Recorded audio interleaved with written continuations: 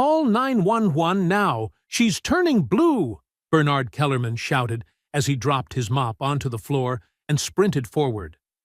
Gasps erupted across the executive boardroom. Just minutes earlier, Alexandra Ashcroft, the billionaire CEO of Ashcroft Holdings in the heart of Philadelphia, had been standing at the head of the long oak conference table, her voice firm and steady as she presented the quarterly numbers. Then, mid-sentence, she stopped. Her hand rose to her chest. Her breath faltered. The room plunged into a terrifying silence as her body convulsed once, twice, then collapsed to the floor. At first, no one believed it. The executives froze. 7 men and women in suits worth more than Bernard earned in an entire year. Someone muttered, "She's joking." Another whispered, "Oh God, call security." Then the truth hit. Alexandra Ashcroft wasn't moving. Her lips were turning purple. But Bernard didn't hesitate. He pushed through the door, forcing his way past a wall of expensive perfume and luxury suits. "Bernard! What are you doing?" someone barked. "You don't belong in here," another snapped. "Get out." "I know CPR," Bernard shouted, but no one cared. Alexandra lay on her side, one arm limp across her chest, her lips shifting into a terrifying gray blue. She wasn't breathing. Bernard dropped to his knees beside her. "Ms. Ashcroft, can you hear me?" he whispered, panic rising in his throat. He pressed 2 fingers to her neck. No pulse. Then he acted. He had once taken a free CPR class at the West Philadelphia Community Center just to get a food voucher. But in this moment, the instructor's voice echoed louder in his mind than anything else in that room. If they're not breathing, you are their lungs. He tilted her head back, pinched her nose, and leaned down. "Is he kissing her?" someone shrieked. "That's disgusting," another cried. "Get him off her!" A sharp pain tore across Bernard's back. Someone had swung something hard. Maybe a security baton, maybe an umbrella. Straight into him. He groaned, but he didn't stop. He continued. 2 breaths, then he locked his hands together. Chest compressions. 1, 2, 3, 4. Another blow landed hard on his shoulder. He winced, but he kept counting, kept pressing. "You filthy janitor," someone hissed. "Don't touch her." The boardroom exploded into chaos around him, but Bernard stayed anchored. His arms burned, his back throbbed, his eyes stung. But he did not stop. "Don't," he whispered through clenched teeth. "Don't die like this." 25, 26, 27. Someone grabbed his shoulder and yanked him back. Bernard tore himself free, continued compressions, then leaned down for 2 more breaths. Suddenly, Alexandra's chest jerked violently. She coughed hard, then sucked in air like someone being pulled from the bottom of the ocean. Her eyelids fluttered. She was breathing. Bernard collapsed, his whole body trembling. His back is burning. His shoulders are raw. His hands are numb. But she was alive. He had saved her. The expensive suits swarmed her now, tripping over themselves in clumsy panic. "Ms. Ashcroft, Alexandra, stay with us." The boardroom doors burst open, and paramedics rushed in. They took over, lifting Alexandra onto the stretcher. One of them turned back and asked, "Who started CPR?" "I did," Bernard said, voice weak. He didn't get to say anything more before a tall man with silver hair stepped forward, his badge reading Tyler Brigham, CFO. His face twisted with disgust. "What's your name?" he demanded. "Bernard Kellerman," he said, standing up straight. "I'm a janitor." "You put your mouth on Ms. Ashcroft," the man said, as if Bernard had contaminated the CEO rather than saved her life. "She wasn't breathing," Bernard replied. "I'll be reviewing the security footage," the CFO snapped. "You need to leave immediately and do not return until contacted." Bernard's throat tightened. His back still throbbed. He looked around at the executives whose boss he had just saved from dying in front of them. Not a single thank you. Bernard bent down, grabbed his bucket with trembling hands, and pushed it out of the boardroom. Each step felt heavier than the last.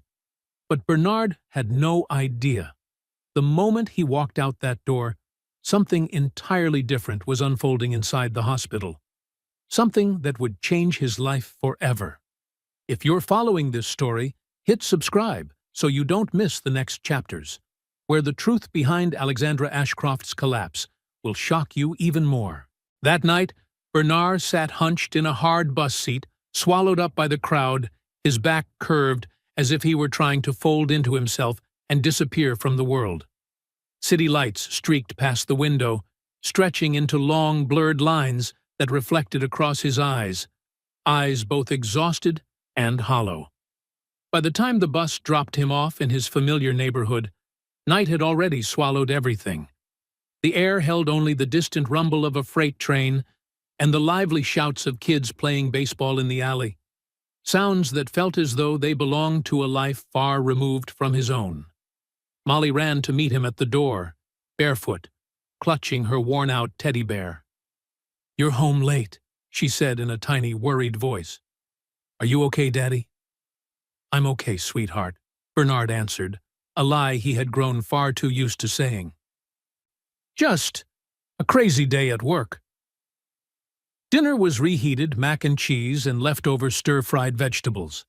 Molly chattered about school, and Bernard nodded here and there, though his mind was still trapped somewhere inside that cold boardroom from earlier that morning. When Janet Holloway, the neighbor who watched Molly on night shifts, waved goodbye to head home, Bernard forced a smile, even though his lips felt heavy. When Molly fell asleep, he lay down on the thin mattress, listening to the heater sputter in the dark. His fingers brushed the bruise along his back, sharp, throbbing pain. He closed his eyes, but the image of Alexandra Ashcroft lying unconscious beneath his hands replayed over and over like an overexposed film. He had saved a woman's life, and yet all they saw was a poor janitor, a single father who dared to touch a billionaire. He didn't know that moment, the moment he breathed life back into someone fading away, was about to change his entire future. Just not in the way he hoped. The next morning, Bernard Kellerman stood in front of the Ashcroft Holdings Tower, wearing the same gray uniform he had pulled on for the past 3 months. The sun had barely risen, its soft amber light spilling across the plaza. He tightened his grip around his lunch bag, a plastic grocery sack holding a peanut butter sandwich, a bruised apple, and the hope that things would go back to normal. He took a deep breath and stepped toward the revolving door.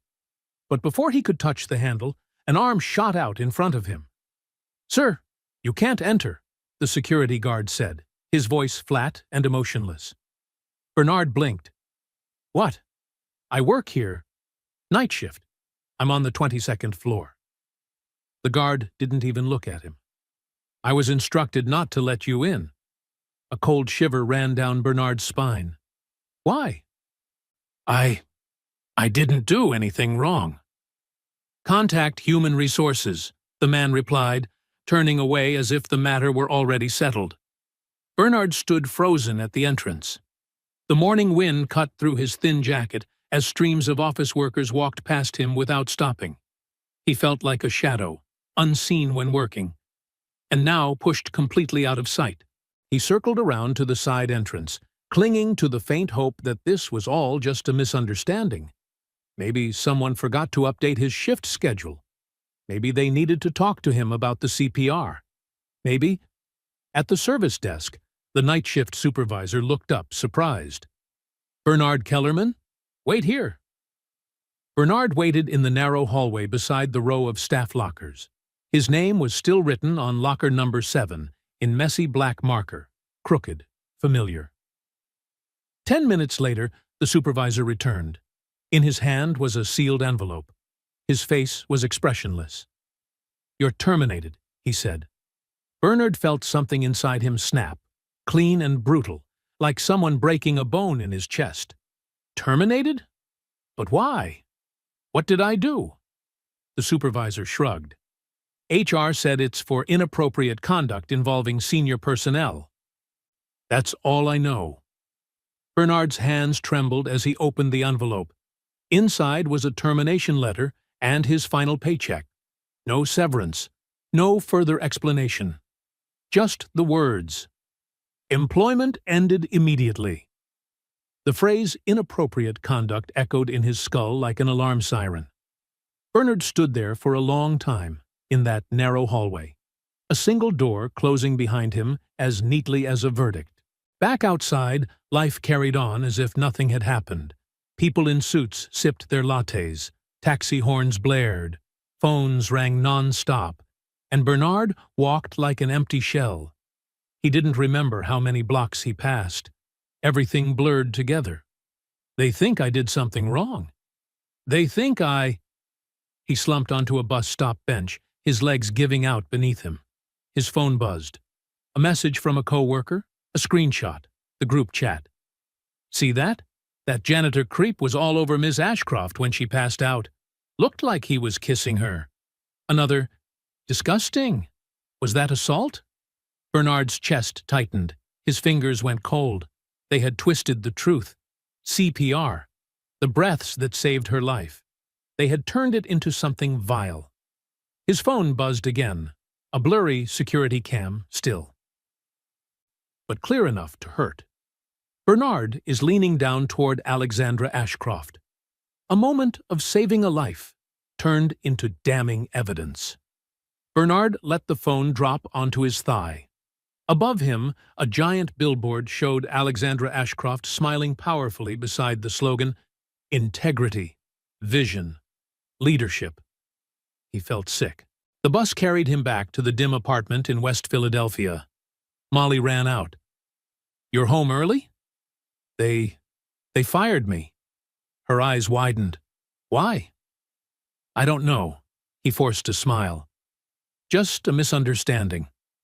Janet watched him from the kitchen counter, the TV muted. You look like you've seen a ghost. I'm fine, Janet, Bernard replied. Another lie. Just tired. Night fell. He lay staring into the darkness, heater sputtering like it was complaining.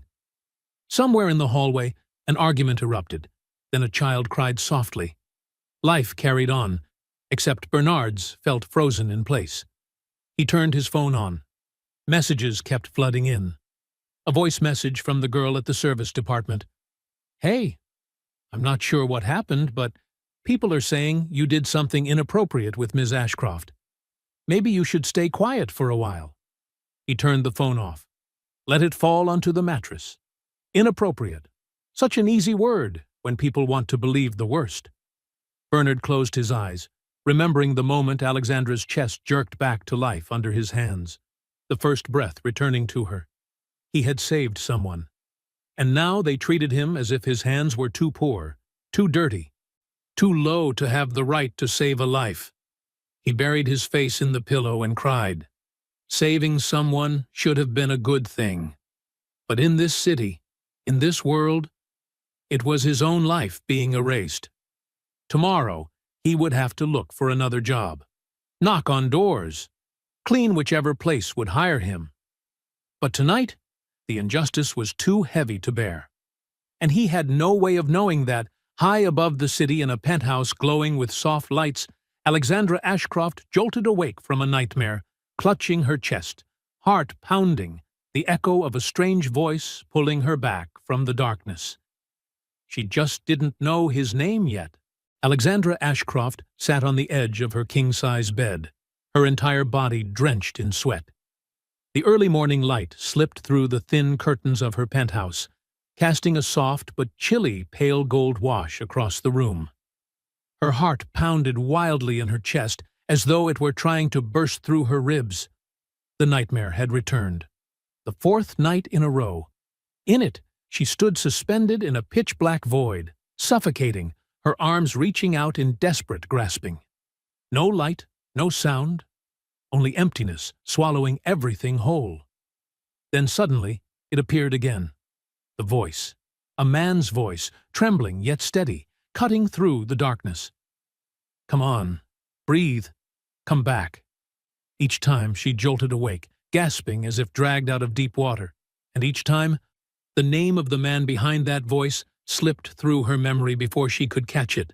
leaving only a familiar pull lingering in her chest. Alexandra rubbed her face, sat for one more breath, then rose, walking barefoot across the cool marble floor into the kitchen.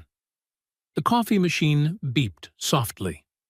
The brew had been scheduled since the night before. Her assistant always ensured perfection down to the minute. As the rich scent of coffee filled the air, Alexandra leaned against the counter, eyes drifting down toward the city below.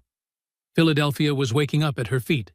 Taxis, bicycles, and street vendors setting up their carts at the corners. And she stood on the 39th floor. Above it all, sealed off from the world by glass, money, and silence. But this morning, something felt off. She picked up her phone and scrolled through her emails. Contract approvals, press briefs, a video interview request from a PR firm. Nothing mentioning the incident. She opened Ashcroft Holdings' internal portal. Still nothing. Her brow tightened. Someone had saved her life. The doctors had been clear. She had gone into sudden cardiac arrest. Survival rates in cases like that were under 10% without immediate CPR. Meaning someone had kept her heart beating, breath by breath, until the paramedics arrived. And yet, no one had told her who it was. Her executives had been polite, but evasive. The situation has been handled, ma'am. We've taken the appropriate internal measures, Ms. Ashcroft. Those answers made her skin prickle. Who had placed their hands on her chest? Who had pressed their mouth against hers? Breathing life back into her lungs. Every time she closed her eyes, her mind drifted to that dream.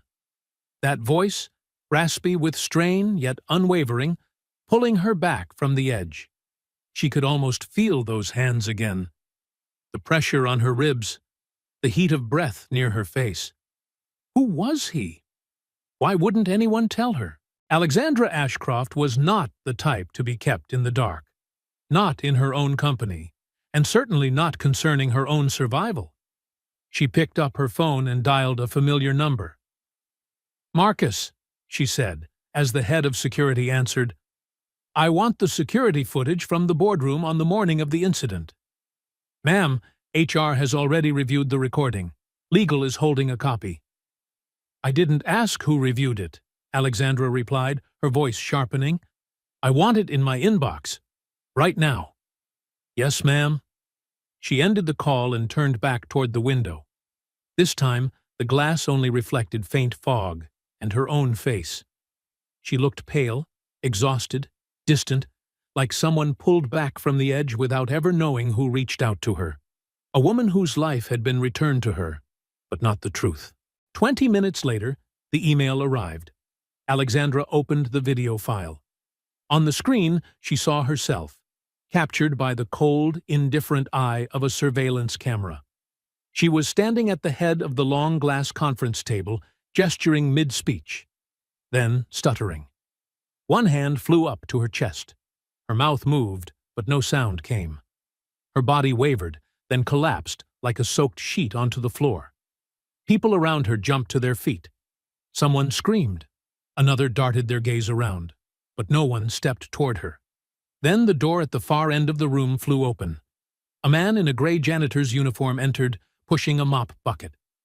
Alexandra instinctively leaned closer to the screen.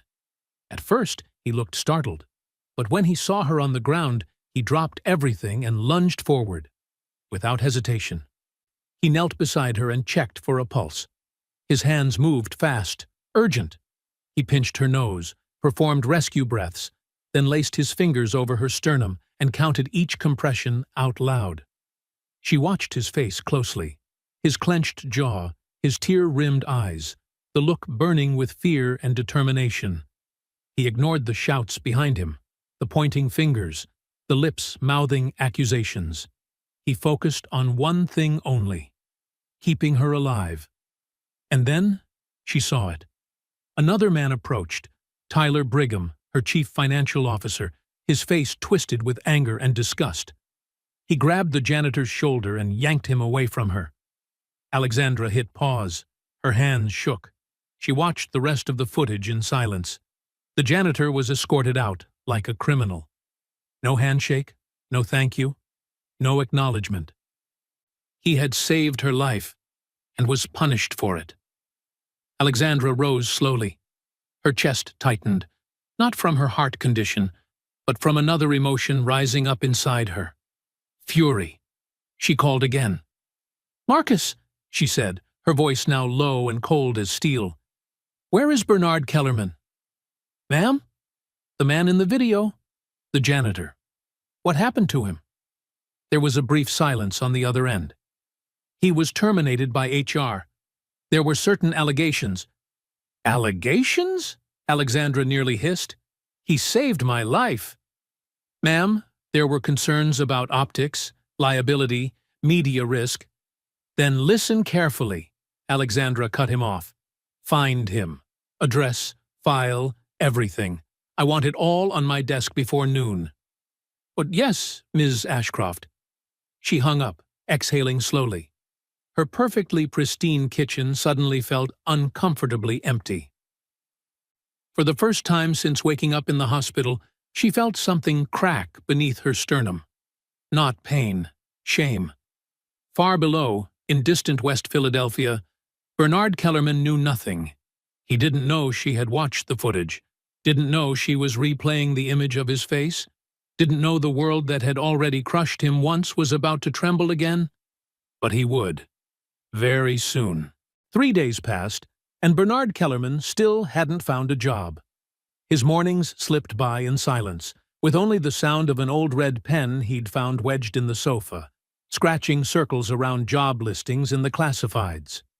In the afternoons, he went door to door, laundromats, diners, cleaning companies, any place that might pay enough to keep the lights in his small apartment from going out. But everywhere, the answer was the same.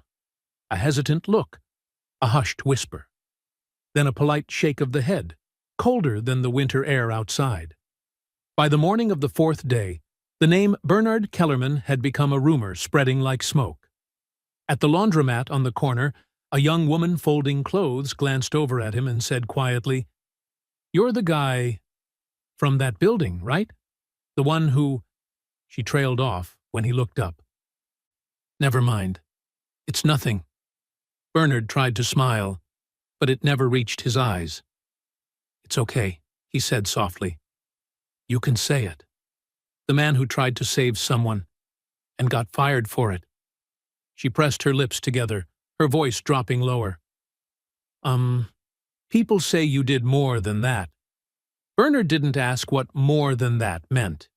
He already knew. The internet had taken his CPR and twisted it into something filthy. Trashy blogs blasted headlines like, "Janitor couldn't keep his hands to himself." "Crossing the line with unconscious female CEO." Someone had leaked a still frame from the security footage. Blurry, grainy, but clear enough to plant doubt. The image of him bending down to perform CPR had become evidence. Back home, the small apartment smelled like old carpet and reheated coffee. Janet Holloway sat by the window, wearing her reading glasses and holding a large print newspaper.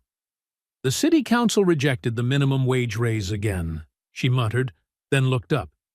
"Have you eaten yet?" "Not yet," Bernard said, rinsing a mug in the sink. "Let me fix something for Molly first." The girl shuffled into the kitchen, hair tousled, rubbing her eyes. "Daddy, are you going to work today?" "Not today, sweetheart," Bernard answered gently. "I'm taking a little break." "Oh," Molly frowned. "Miss Janet said people are being mean to you. Why?" Bernard bent down and brushed a strand of hair from her face. "Sometimes people are afraid of things they don't understand. But things will be okay. I promise." Janet sighed and folded the newspaper. "Son, you can't fight the ones who write the stories. They always win." "I don't want to fight," Bernard said quietly. "I just want them to tell the truth." That afternoon, he took the bus to a small cleaning service on 18th Street. The owner, a heavy-set man in a dress shirt that smelled like cigar smoke, glanced over his paperwork, then set it down on the desk. "You used to work at Ashcroft Holdings?" "Yes, sir." The man nodded slowly, crossing his arms. I've heard about that situation. I can't afford that kind of attention here. I'm sorry.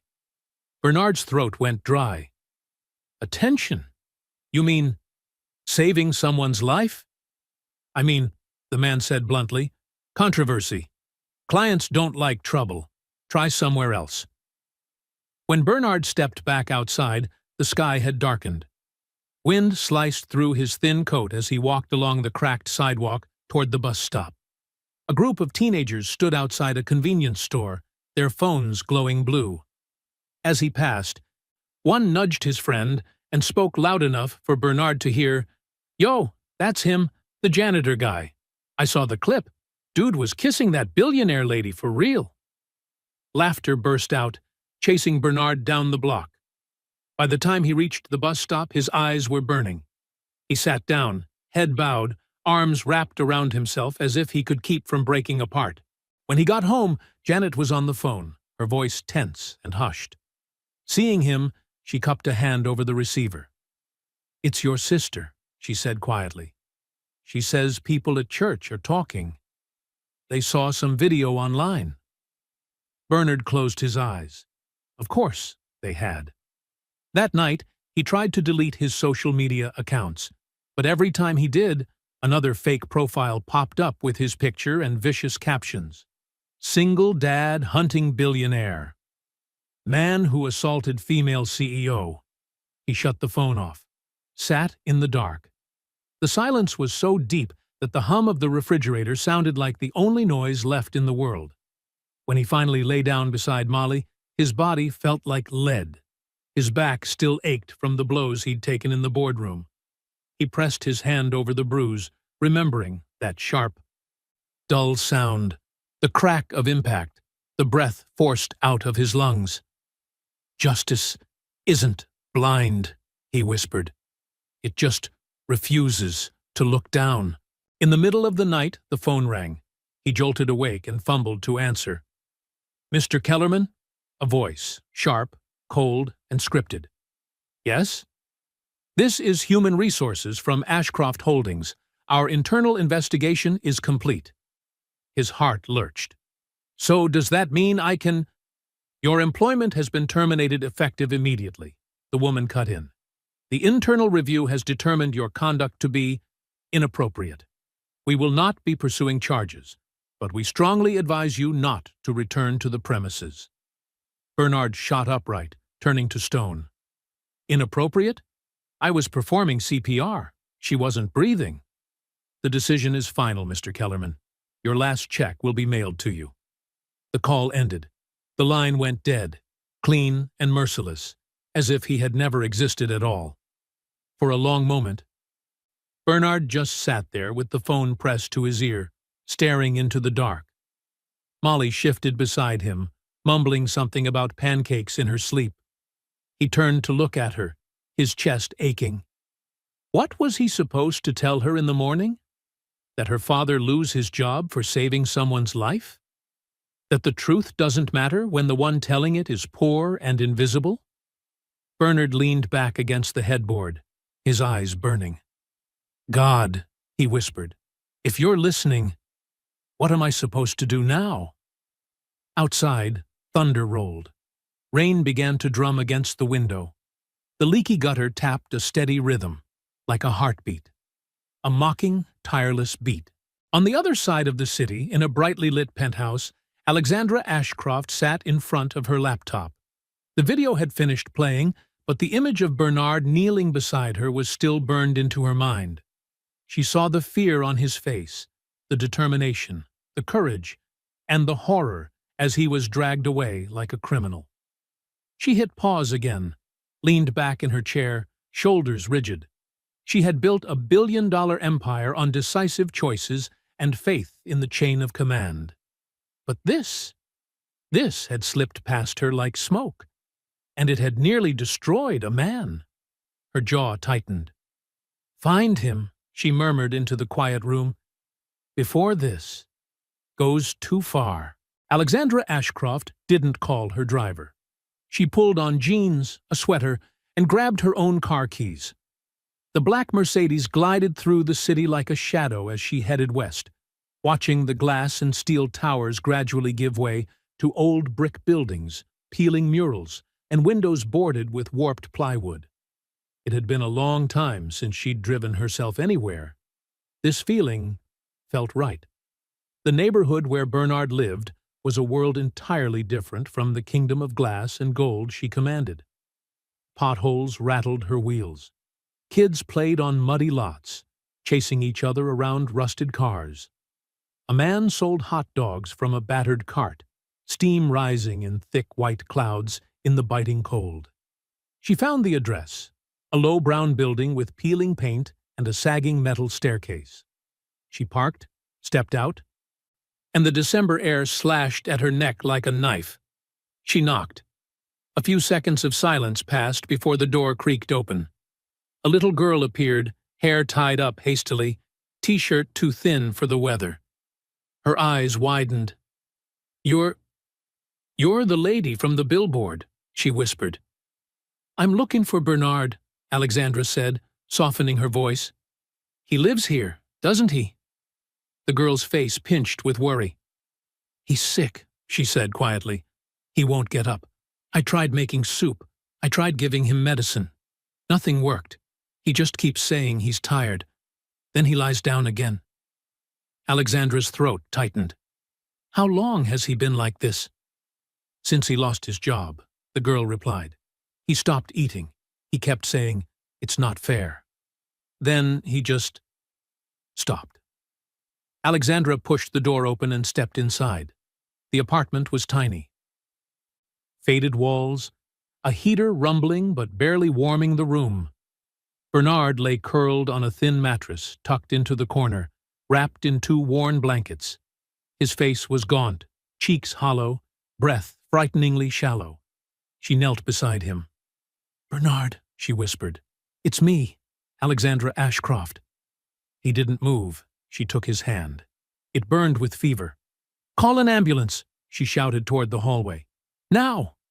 The girl stood frozen in the corner, clutching a ragged teddy bear, eyes wide. Alexandra squeezed Bernard's hand harder. "You saved my life," she said, her voice cracking. "Now, it's my turn to save yours." When the distant wail of sirens began echoing through the street, she looked at the man who had pulled her back from death and understood one thing clearly. This time, she could not let him slip away. The ambulance pulled up in front of the building, lights spinning silently. Paramedics worked fast, asking quick, clipped questions. Alexandra barely registered the moment Bernard's limp body was lifted onto the stretcher. All she knew was that she stepped into the ambulance after him without hesitation, ignoring the neighbors peeking out from windows and porches. Inside the vehicle, a paramedic clipped an oxygen monitor to Bernard's finger and wrapped a blood pressure cuff around his arm. Severe dehydration, fever above 103, shallow breathing. "How long has this been going on?" he asked. Alexandra gripped the edge of her seat. "I don't know. I just found him like this." "No, this is systemic stress," the paramedic muttered, hanging an IV bag from the hook above. "We've got to stabilize him fast." The ambulance jolted as it turned onto a main road. Alexandra glanced down at Bernard's face, ashen, sunken, beads of sweat on his forehead. She reached out, carefully slipping her hand back into his, avoiding the IV tubing. His fingers didn't move, but she didn't let go. "You fought to keep me alive," she murmured. "Don't quit now." "Hold on," the paramedic said suddenly, eyes widening as recognition flashed across his face. "You're Alexandra Ashcroft." Alexandra nodded stiffly. He looked from her to Bernard. "He's the one who—" "Yes," she said. The paramedic didn't say more, but his expression shifted. Something like respect. 20 minutes later, they arrived at a private medical center on the north side, one of the best in the city. Alexandra had called ahead. A team of doctors and nurses waited at the emergency entrance and swiftly took over, pushing Bernard through the double doors. Alexandra followed until a nurse gently lifted a hand to stop her. "We'll take care of him, Ms. Ashcroft. Please wait here." She nodded, stepping back, eyes staying on the stretcher until it disappeared beyond the swinging doors. The waiting room was nearly perfect. Soft leather chairs, warm lighting, a piano in the corner playing gentle jazz. But to Alexandra, everything felt submerged, muffled. She sat, stood, paced, sat again. She called Fiona Redford, her legal assistant. "He's at Northside Medical.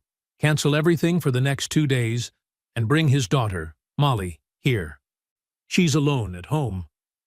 "I'll do it right away," Fiona said, without a moment of hesitation. When Molly arrived with a social worker about an hour later, Alexandra was standing by the window, watching thin snowflakes fall across the Philadelphia skyline. She turned when she heard the girl's voice. "Is my dad okay?" She knelt to be at eye level with Molly. "The doctors are taking care of him. Your dad is very strong. He saved my life once, remember? I believe he can do it again." Molly nodded, trying to be brave, hugging her teddy bear tight. "I made soup for him, but he wouldn't eat. I tried my best." "You did more than your best," Alexandra said gently. "You cared for him, the way he cared for me."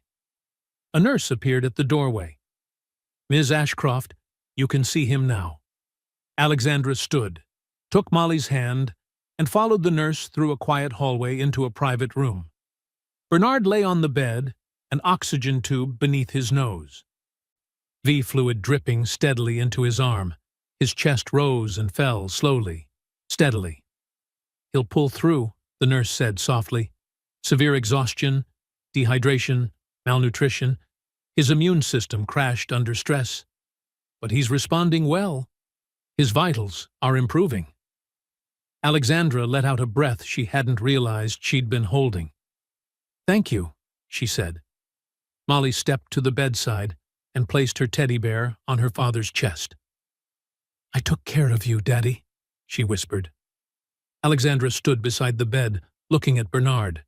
His face was less gray now, the lines softer, less shattered. She pulled up a chair, sat down, and stayed there for a long time. At one point, Molly fell asleep in the corner, curled up under a hospital blanket. A nurse brought in hot soup and crackers. Alexandra barely touched hers. She only sat, watching Bernard, her mind spinning through layers of guilt and doubt.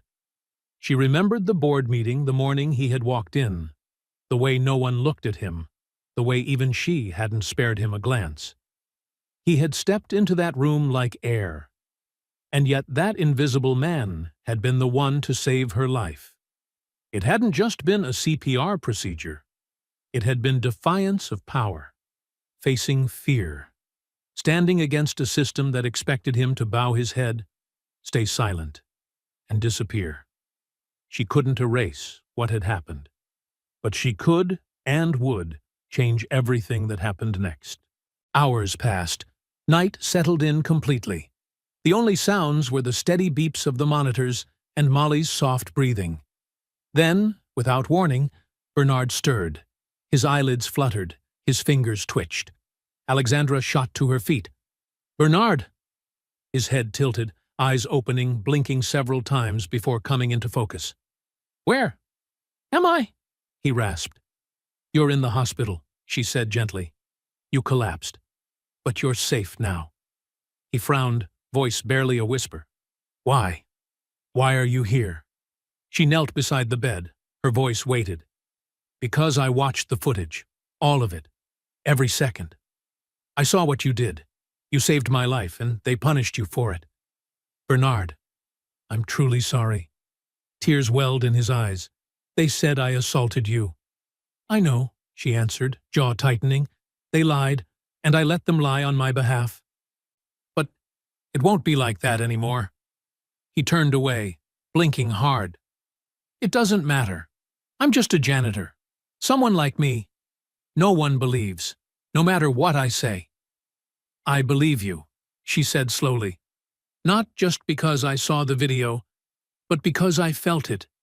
In that moment, you were the only one who did anything, the only one who didn't turn away." Bernard looked back at her, His voice was weak but clear. Then help me. Not just with doctors or bills. Help me be seen. Help my daughter grow up in a world where doing the right thing doesn't mean losing everything. Alexandra nodded, once, then again, firmer. I will.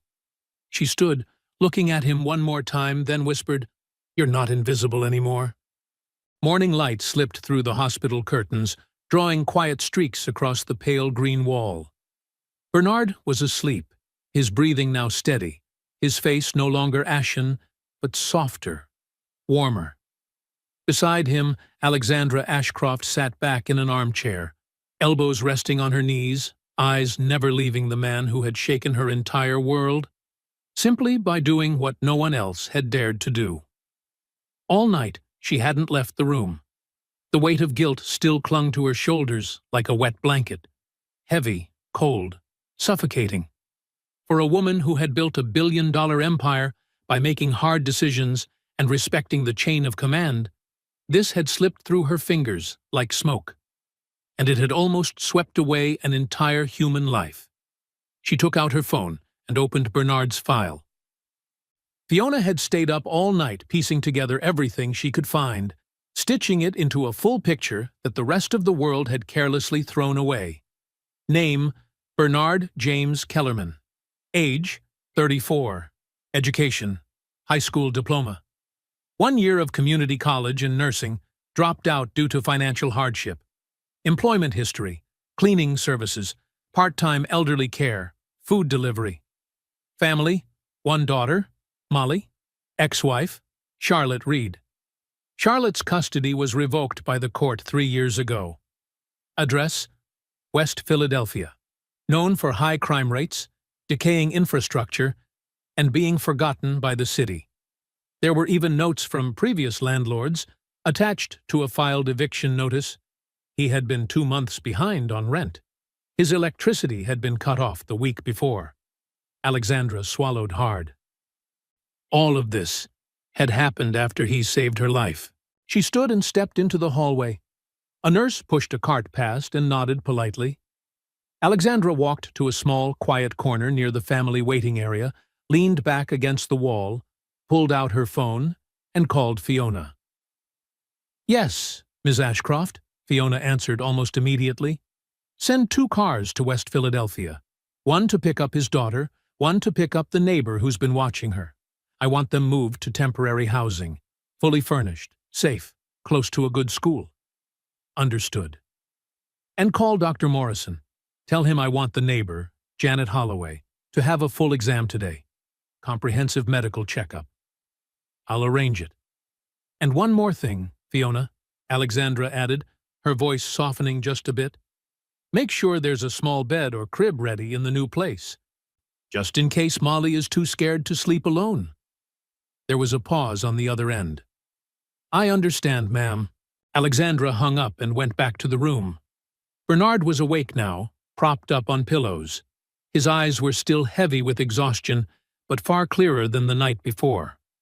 Molly sat beside him, legs swinging off the edge of the chair, coloring intently with a set of pencils a nurse had scrounged up somewhere.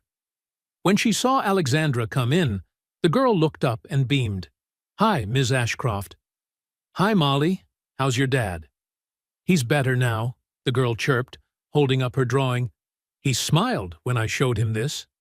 Alexandra turned to Bernard. You're back with us now, aren't you?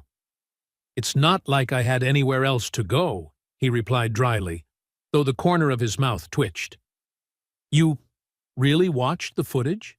She nodded. All of it? All of it, Alexandra confirmed. I watched you fight to keep me alive while everyone else stood frozen. And then I watched them treat you like a criminal.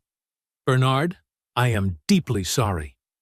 Bernard tilted his head back, staring up at the ceiling. Sorry doesn't change what they did. No, she agreed, but it's a starting point. And so is this. She reached into her coat pocket and pulled out a neatly folded sheet of paper. This is an official statement, signed and notarized under my name, clearing your record. It states that your actions were emergency medical intervention, life-saving, and entirely appropriate under the circumstances. No misconduct, no violation. He hesitated before taking it. His fingers trembled slightly as he unfolded the page. His eyes scanned each line, his lips parting ever so slightly. "And there's more," Alexandra continued. "I've had your daughter and your neighbor move to a safe, fully furnished apartment, free of charge until you're back on your feet. And I want to offer you a position." He snapped his head up. "What? No, you don't have to." "I do," she cut in, though her voice remained gentle. "Because I allowed them to dismantle your life under my name. I can't erase what they've done, but I can make sure that from now on, you're never left standing alone again." He swallowed hard, blinking rapidly. "Why? Why do you care now?" She fell silent for a moment, choosing her words. "Because when I was on the edge of death, I didn't see a janitor. I saw a man fighting to keep me alive. And after I survived, I let the world erase you. That made me complicit. And I don't want to be that person anymore." Molly looked up and cut in. "I told you, Dad. She's a good person." Bernard exhaled, half laugh, half surrender.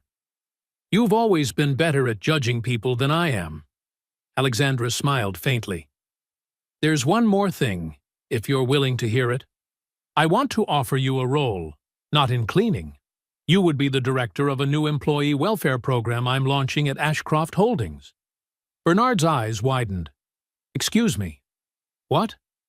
"I want you to help design a system that makes sure no one gets left behind again, especially the people who keep the lights on and the floors clean.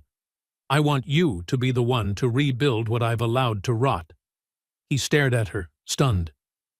"Last night you said something," she went on, "that you didn't just need help, you needed to be seen. That line has been looping in my head ever since." Bernard gripped the edge of the blanket. "I don't have the qualifications for something like that." "You do," Alexandra said, stepping closer. "Because you understand. You know what it feels like to be treated as invisible. And now you have the chance to change that for others." Bernard glanced at Molly, then back at Alexandra. "I need time to think." "Of course," she nodded. "Take all the time you need." She turned to leave, but paused at the door, looking back over her shoulder. "Oh, Bernard, you saved me once. Maybe this is my chance to return the favor." The door closed behind her. Bernard leaned his head back against the pillow, the statement still in his hand. For the first time in weeks, he allowed himself to believe that maybe, just maybe, this wasn't the end of his story. Maybe it was only the beginning. 2 days later, Bernard crossed the threshold of the new apartment for the first time. His legs still shook after days in the hospital, and his right hand was bandaged where the IV had been for nearly 48 hours. But all of that suddenly felt small. He stood still for a long moment in the middle of the living room, just to look. Warm, golden light washed over the cozy space. No more cracked, peeling walls. No more flickering ceiling bulb that couldn't decide between on and off. No more wheezing old heater, coughing in the corner. Instead, there was a beige sofa with clean cushions, a low wooden coffee table, a soft rug underfoot, and curtains matching the walls. The apartment carried a faint scent of lemon mingled with the smell of new fabric, like the scent of a beginning. Molly shot past him, eyes wide. Laughter ringing. "We have our own kitchen, Daddy. Look, there's even cereal in the cabinet." Bernard blinked, fighting down the salt rising at the corners of his eyes. Janet, their neighbor, stepped in slowly behind them, leaning on the new walker the hospital had given her. Her back was still bent, her legs still stiff, but her eyes were brighter than they'd been in weeks. "Oh, my Lord," Janet muttered. "I haven't seen a place this clean and decent since your Aunt Beatrice's wedding." Bernard laughed, the sound still shaky but genuine. The three of them stepped fully inside and closed the door, like closing an old chapter. For the first time in a long time, they didn't feel like they were squatting in a place that didn't want them. This time, this was their home, On the kitchen counter sat a welcome package with his name on it. Next to it, a small vase of white daisies. A card was tucked under the base. "You deserve peace. A.A." Bernard folded the card and pressed it lightly to his chest, as if pinning down a memory. In the days since leaving the hospital, he hadn't seen Alexandra in person again. But her fingerprints were everywhere. Private medical care for him and Janet, a full-service moving company, pre-booked therapy sessions for Molly.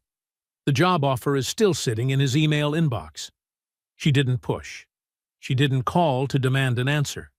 She simply opened a space for him to choose. And right now, that was what he appreciated most. He stepped into the kitchen and took in the gleam of stainless steel appliances.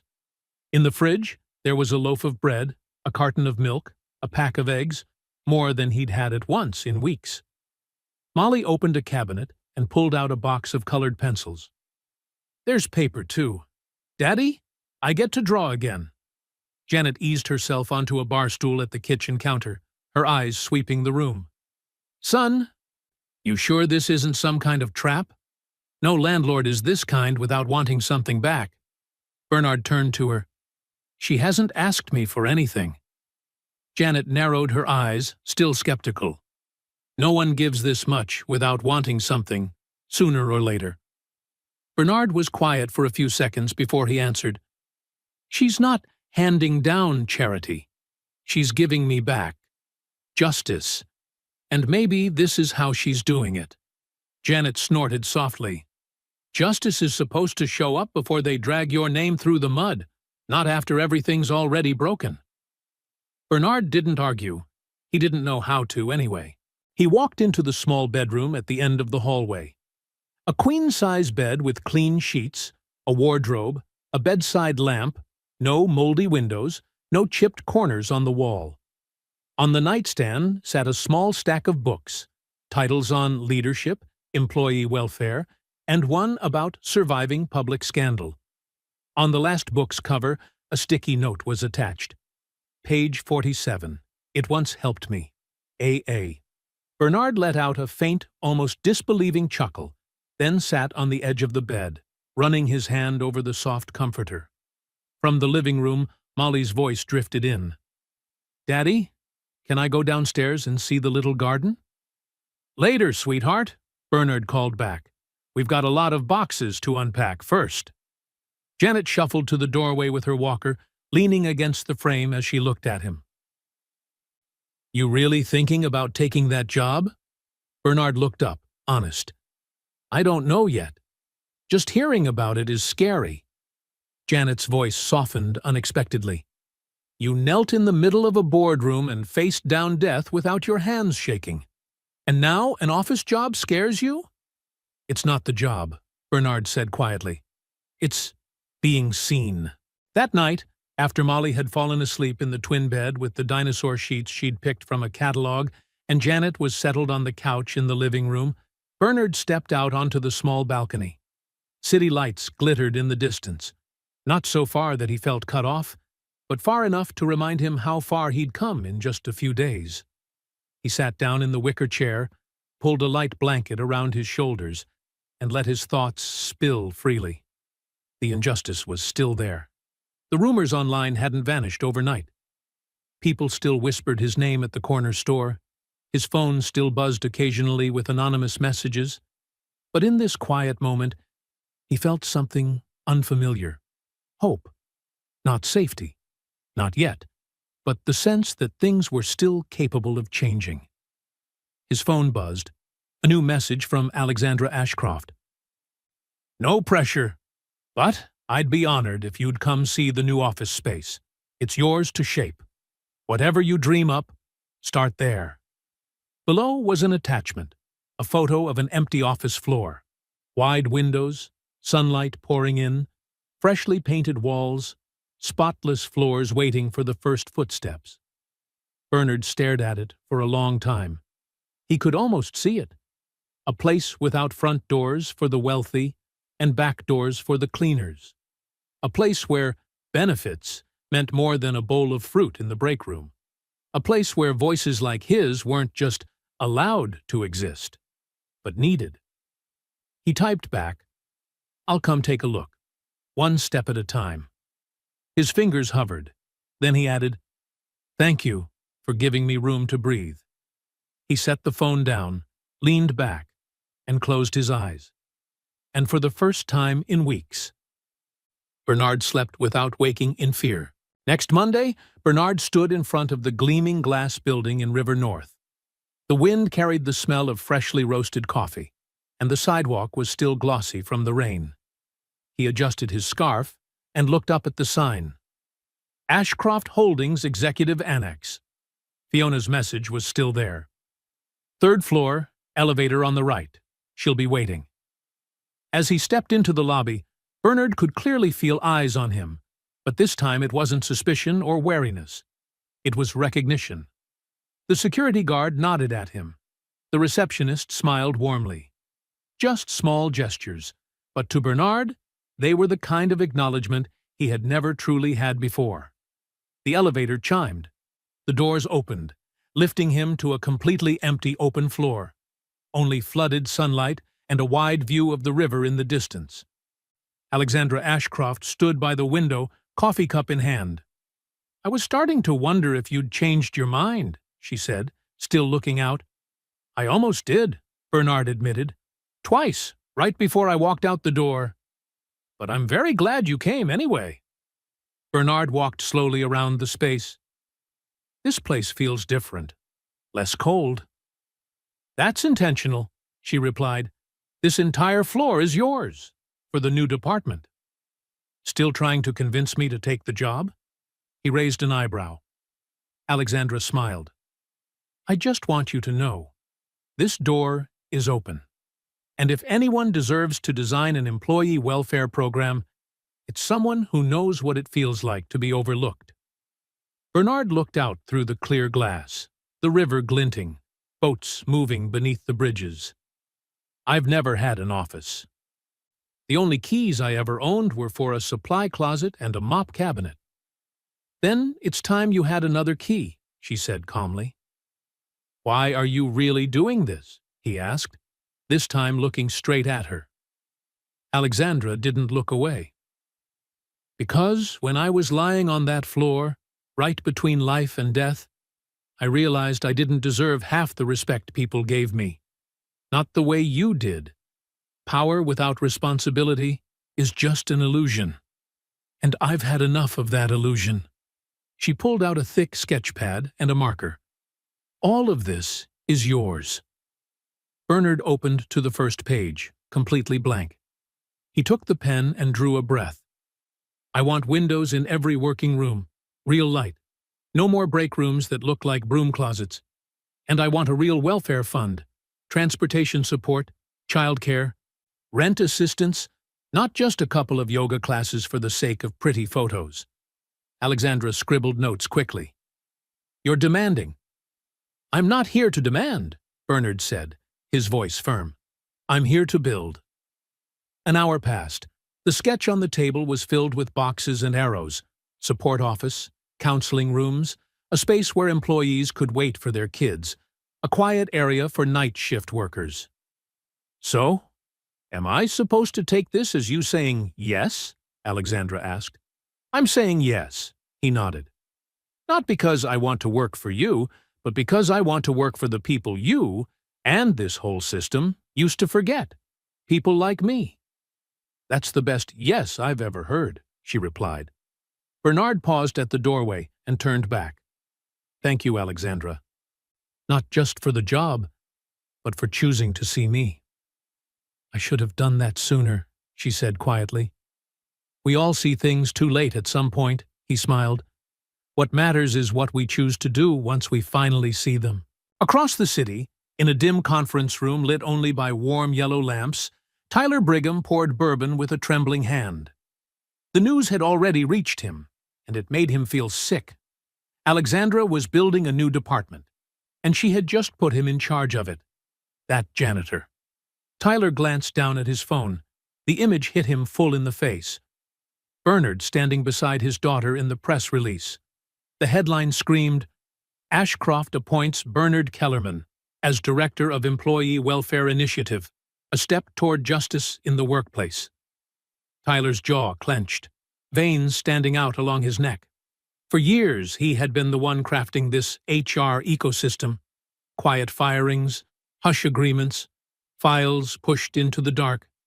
And now, a man from the supply closet had been handed a chair Tyler had always seen as an extension of his own power. He dialed a number. "It's Brigham. I need something done." Quietly. "Off the books." The voice on the other end was low. "Go on. Find me anything on Bernard Kellerman. Old debts, erased records, juvenile offenses, anything. I want him discredited." "That's going to cost you." "I didn't ask the price," Tyler growled. "I asked if you could do it." The next morning, rain hammered the windows like impatient knocking. Bernard stood by the sink, holding a mug of cold coffee without realizing it. There was a strange feeling in his chest, as if something was waiting for him, and it wasn't good. His phone buzzed, a message from Fiona. "Call me now. Something's up." Bernard dialed immediately. "There's been a leak." Fiona got straight to the point. "Your old eviction records, hospital papers, even a sealed juvenile misdemeanor. Someone's trying to smear you, Bernard." "Brigham," Bernard said softly, without needing to think. "Alexandra is furious," Fiona added. "Let her be," he replied, his voice oddly calm. "I'm not hiding." When he arrived at the Ashcroft Annex, the air was strung tight like a wire. Rumors had raced ahead of him by miles. But Bernard walked in with his head held high. On his desk lay a bright bouquet of sunflowers and a handwritten card. "The truth is always louder than the noise. Keep walking. AA." Within an hour, he requested an all-staff meeting for the annex. The room filled quickly. Administrative staff, security guards, cafeteria workers, maintenance crew, day shift cleaners, night shift cleaners. Bernard stood in front of them with no notes, no slides, just his hands trembling slightly. "Some of you have probably seen the headlines out there already," he began. "There are people who want you to believe that a person's past is enough to erase their future. That one mistake, or one messy record, should be enough to silence them forever." He walked slowly along the front row. "I don't believe that." He stopped and looked at each face, tired, curious, skeptical, hopeful. "Yes, I've faced eviction. Yes, I've had overdue bills. Yes, when I was 16, I had a minor charge for stealing cough medicine for my mom. She was sick, and we didn't have the money. That record was sealed years ago." He drew a deep breath. "I'm not ashamed of any of that. Those things are part of who I am." This space was created for the people who never get a seat at the big table, for the ones who've cried in the supply closet and still walked out smiling the next day, for those who've been ignored but kept working anyway. He swept his gaze across the room again. "You don't have to be perfect to fight for justice. You just have to be willing to show up, and I'm standing here." There was a thick moment of silence. Then someone started clapping. A second pair of hands joined in, then a third. Within seconds, the entire room was filled with applause like rolling thunder, swelling into a heavy, pulsing rhythm. Across town, Alexandra sat with the legal team in a conference room, a screen in front of them crowded with emails and documents. Evidence of the smear campaign was right there. "I want his badge revoked," Alexandra said, her voice as cold as steel. "Today." "It's ready," Fiona replied. "We were waiting for your sign-off." "And one more thing," Alexandra continued. "Anyone who targets Bernard Kellerman is targeting this company's core values, and they will answer to me." 6 months later, Bernard stood on stage at a national conference on labor justice. This time, he wasn't appearing with a mop and cart, but with a presentation, a team, and his name printed clearly on the main speaker lineup. The welfare program he'd designed had officially launched across the company. In the first month alone, more than 200 reports had been submitted. 7 managers had been fired. 12 employees had been promoted after unfair evaluations were reviewed. Molly sat in the front row, legs swinging, eyes shining, her proud smile impossible to hide. Janet, stronger now after months of physical therapy, clapped the loudest every time Bernard's name was mentioned. Alexandra chose a seat farther back, not to take the spotlight, but just to listen. "My name is Bernard Kellerman," he began, voice low but steady. "And I'm not the kind of flawless hero you usually see on posters." A few soft laughs rippled through the room. "I don't have a spotless record. I wasn't born into wealth. I was a janitor, a single dad, a man who saw something wrong and decided not to look away. I didn't decide to speak up because I wanted attention. I did it because there are real people being hurt, ignored, manipulated, stripped of their voice. People like me. If that makes me troublesome, then I hope more of us are willing to stand up and cause that kind of trouble." When he finished, Molly didn't wait a second. She ran straight onto the stage and threw her arms around him. "You did so well, Daddy," Bernard laughed, pulling her close. "We did well, sweetheart. This is for all of us." Alexandra walked up as the applause still rolled through the hall. "You've changed this company, Bernard. Not just the people, but the culture," she said. "We've still got a long way to go," he replied. "Yes, but at least now we're walking in the right direction."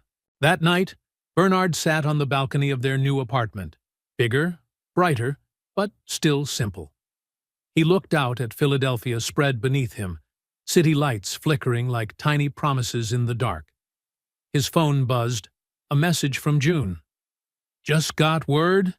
We've been asked to consult for 3 more companies. They want to apply the model you built." Bernard smiled. The change was spreading. He wrote back, "Let's do it. One safe workplace at a time." Molly stepped out onto the balcony, wrapped in a blanket. "Are you cold, Dad?" "No, sweetheart." He pulled her into his lap. "I was just thinking how sometimes the worst things that happen to us are the ones that lead us to the best things." Molly curled up against him.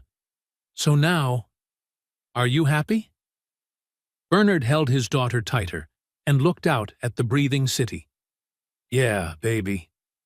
Finally, I'm happy." They sat like that, father and daughter, on the small balcony overlooking the city.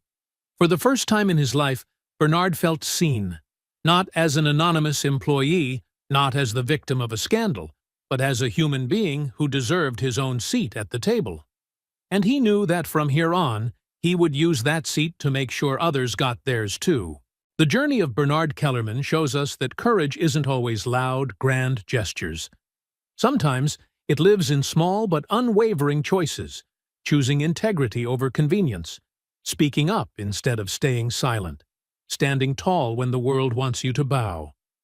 This story reminds us that justice doesn't ask for perfection. It asks that we refuse to let fear define our truth. No matter where you come from, no matter how the world sees you, your voice still matters. And when that voice is used with clear purpose and steady conviction, it can become a force strong enough to change an entire system.